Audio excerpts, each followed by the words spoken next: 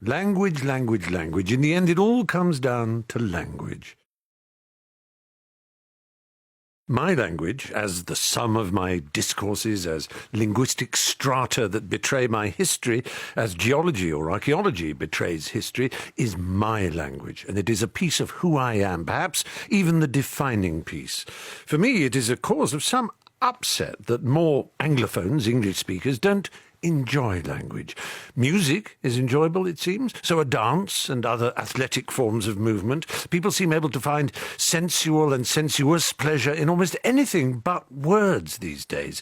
Sadly, desperately sadly, the only people who seem to bother with language in public today bother with it in quite the wrong way.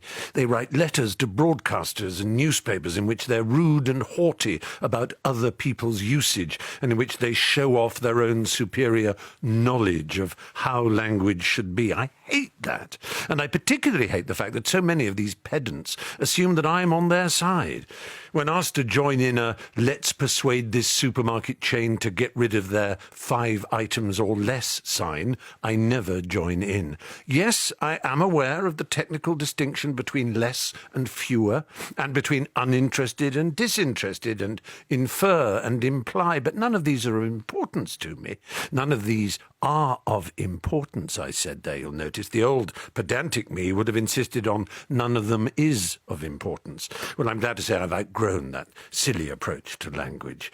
There are all kinds of pedants around with more time to read and imitate Lynn Truss and John Humphreys than to write poems, love letters, novels and stories, it seems. They whip out their sharpies and take away and add apostrophes from public signs, shake their heads at prepositions which end sentences, and mutter at split infinitives and misspellings. But do they bubble and froth and slobber and cream with joy at language? Do they ever let the tripping of the tips of their tongues against the tops of their teeth transport them to giddy, euphoric bliss? Do they ever yoke impossible words together for the sound sex of it? Do they use language to seduce, charm, excite, please, affirm, and tickle those they talk to? Do they? I doubt it. They're too farting busy sneering at a greengrocer's less than perfect use of the apostrophe. Well, sod them to Hades. They think they're guardians of language. They are no more guardians of language than the Kennel Club is the guardian of dog kind. If you are the kind of person who insists on this and that correct use is something that exists, I hope I can convince you to abandon your pedantry.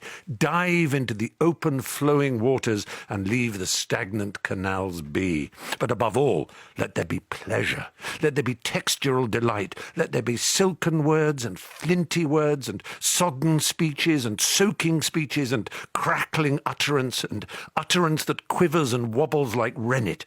Let there be rapid firecracker phrases and language that oozes like a lake of lava. Words are your birthright.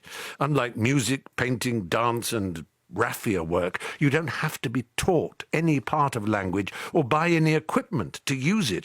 All the power of it was in you from the moment the head of Daddy's little wiggler fused with the wall of Mummy's little bubble.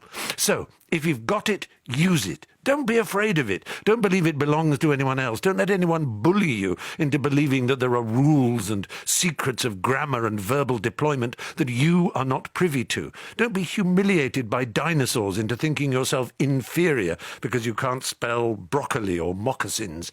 Just let the words fly from your lips and your pen. Give them rhythm and depth and height and silliness. Give them filth and form and noble stupidity. Words are free, and all words, light and frothy, firm and sculpted as they may be, bear the history of their passage from lip to lip over thousands of years.